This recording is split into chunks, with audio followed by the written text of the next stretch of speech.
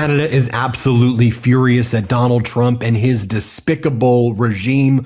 Donald Trump's latest target against Canada is the Gordie Howe Bridge, and Donald Trump is threatening to shut it down unless, like the wannabe mobster that he is, he gets paid, and he's trying to extort Canada there. I'll go into that in just a moment. Also, Canada is furious as Donald Trump tries to enlist Canadian corporations to help ICE build out concentration camps and give ICE weapons and other devices in order to torture human beings in the United States and across the world. We're going to get into all of that. Let me show you, though, Donald Trump's post that he made yesterday, where he says that Canada is going to be taken over by China, which is going to stop ice hockey and steal the Stanley Cup from Canada. You can't make this stuff up.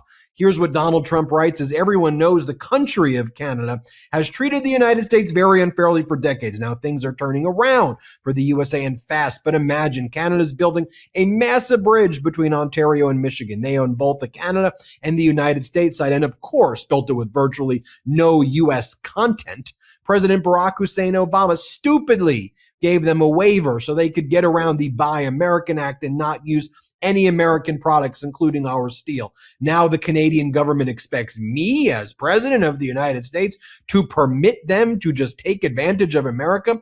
What does the United States of America get? Absolutely nothing. Ontario won't even put U.S. spirits, beverages, and other alcoholic products on their shelves. They are absolutely prohibited from doing so. And now, on top of everything else, Prime Minister Carney wants to make a deal with China, which will eat Canada alive. We'll just get the leftovers. I don't think so. The first thing China will do is terminate all ice hockey being played in Canada and permanently eliminate the Stanley Cup. The tariffs Canada charges us for our dairy products have for many years been unacceptable, putting our farmers at great financial risk. I will not allow the bridge to open until the United States is fully compensated for everything we have given them. And also importantly, Canada treats the United States with fairness and respect that we deserve. We will start negotiations immediately. With all that we have given them, we should own perhaps at least one half of this asset. The revenues generated because of the U.S. market will be astronomical. Thank you for your attention to this matter. As Josh Wingrove writes, he's been riffing about how China will swallow up Canada and the Stanley Cup thing is his new rhetorical flourish. I don't know. It's difficult to boil down the bridge saga, discussed for years by officials and lawmakers of every major party in both countries, in part to make sure the continent's top trading corridor wasn't beholden to a single privately owned bridge. The U.S. wouldn't split the cost. Canada fronted it and is going to be repaid by tolls, named for Gordie Howe, hockey legend and Canadian-born Detroit Red Wings star, as a big nod, as you can imagine, to the country's joint history.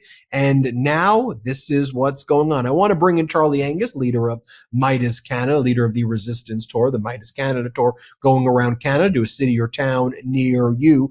Charlie, why don't we start over here talking about the Gordie Howe Bridge, how significant this is. It's also going to have major ramifications and hurt the people in Michigan as well, which is something that Donald Trump seems not to care about. And then I also want to talk about how furious people in Canada are at any Canadian corporation that's aiding or abetting the human rights violations and atrocities being committed by ICE. But let's start with Trump's post here, more of a shakedown. You know, again, he's not going to stop, as you identified over a year ago when you and I started on this together, you know, even more than a year ago. He's just going to find different ways, the same way in Ukraine. He's just trying to, every 3 weeks, come up with new ways to force absolute surrender and capitulation. It's not going to stop. It's just going to be new ways to do it with Canada as well, right?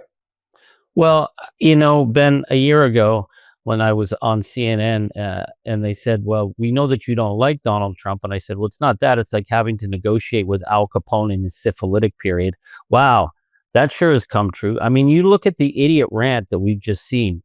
This is moron blather on high octane. So shut the Gordie Howe Bridge, Donald. Go ahead. Every day, 1,500 nurses from Canada go to help keep Detroit's healthcare system going. I personally think those nurses should be working in Canada. So shut the bridge. 150,000 jobs in the Detroit area because of the bridge. Okay, fine. We'll take those jobs back on our side. $700 billion in trade on that bridge. So you're gonna what? Shake us down like you're some like the loser real estate guy from Queens, and you're gonna threaten to burn our laundromat to the ground if we don't pay up? $700 billion. Think of that. So yeah, Canada fronted the money. After serious negotiations on both sides of the border, this bridge connects the economies of Ohio, Michigan, the auto sectors in Kentucky. So you want to shut that bridge unless we pay you off? Well, explain it to the people of Michigan, Donald. Go ahead. It's so ridiculous. And we always laugh when we see this Donald Trump going, China's going to stop ice hockey. If you're a Canadian and you have to call it ice hockey, you obviously don't know what you're talking about. But Ben, I think it might be the fact that Gordie Howe was the original Mr. Elbows Up.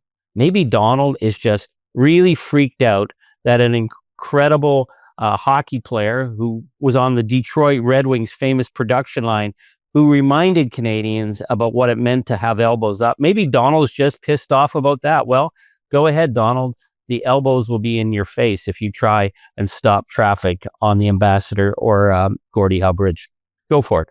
And look, you see that Canada's boycott is also really on Donald Trump's mind. And he's like, and they're not taking our spirits on their shelves. Well, you continue to threaten the sovereignty of a nation.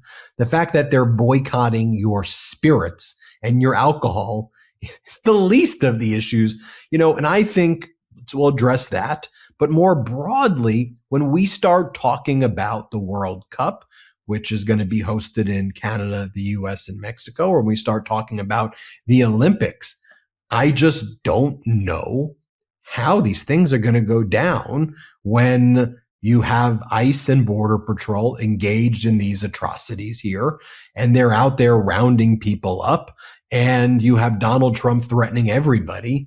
I don't know how those things go off without a hitch. I know people would want to see the games in Canada or Mexico, but honestly, who the hell wants to be in, the United States right now? Well, I think what's really disgusting, and I'm feeling a message I've been getting from Canadians. I mean, yeah, we're really angry, but we're also really embarrassed for the American athletes in Italy that they have to go while a man like him, one of the most disgraceful, despicable human beings on the planet, a man who's named again and again in child sex rape allegations in the Epstein pages, is insulting athletes who are giving their best.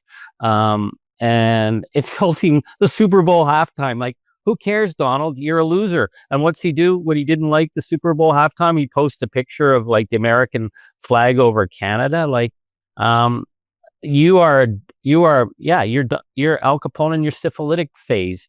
But what it's done, the damage it's doing to the United States on the world stage is staggering.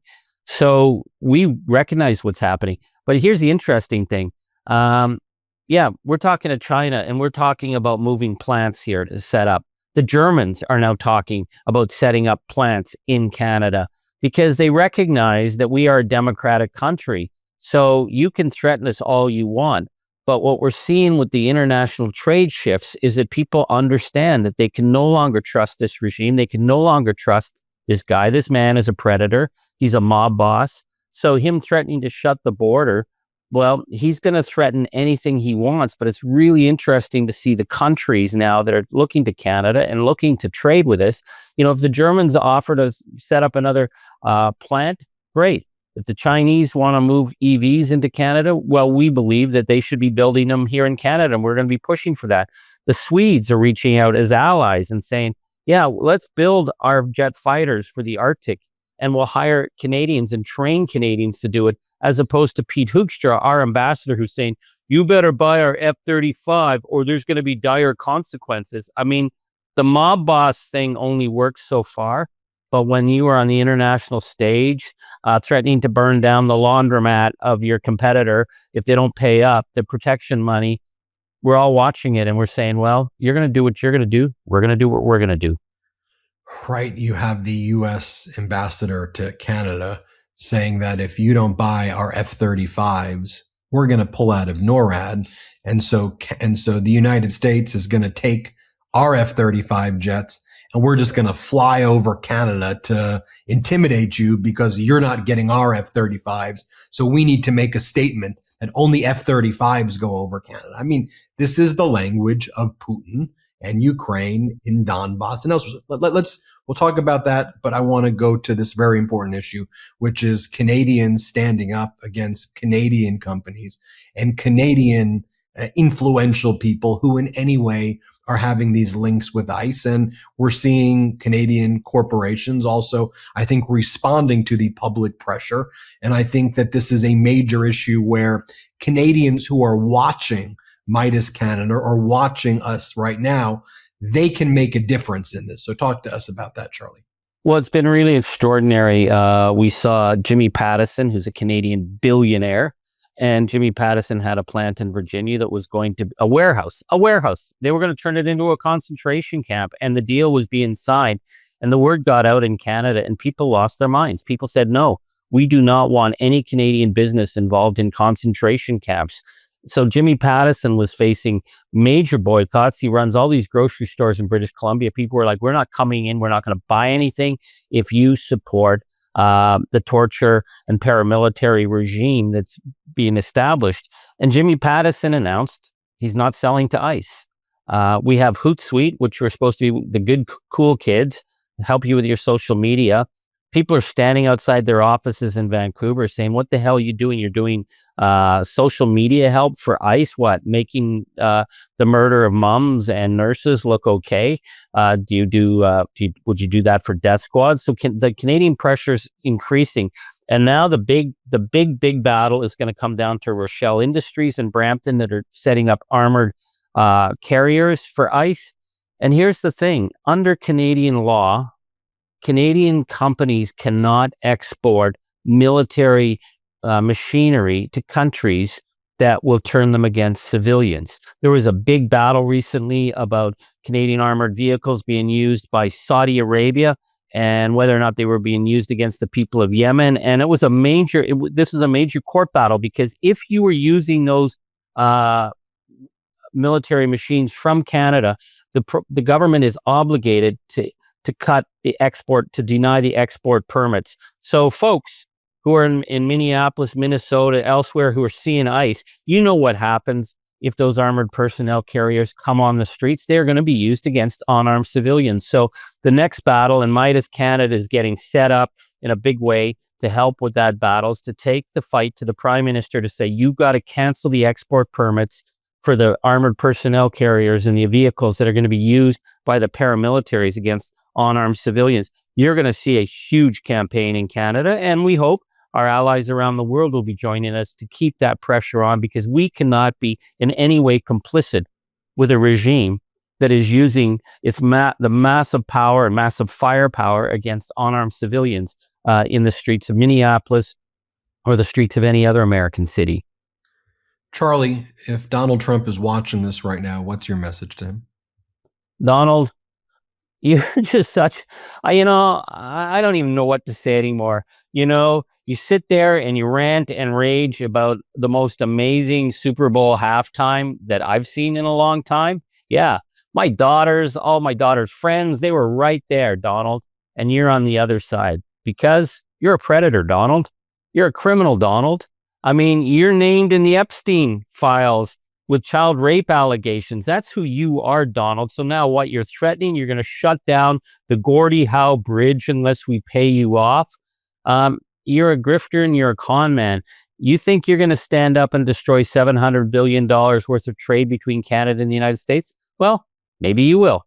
But you're going to have to explain that to the American people. I would like to see you explain it from a jail cell, along with Ghislaine Maxwell and all the other grifters that you've hung out with.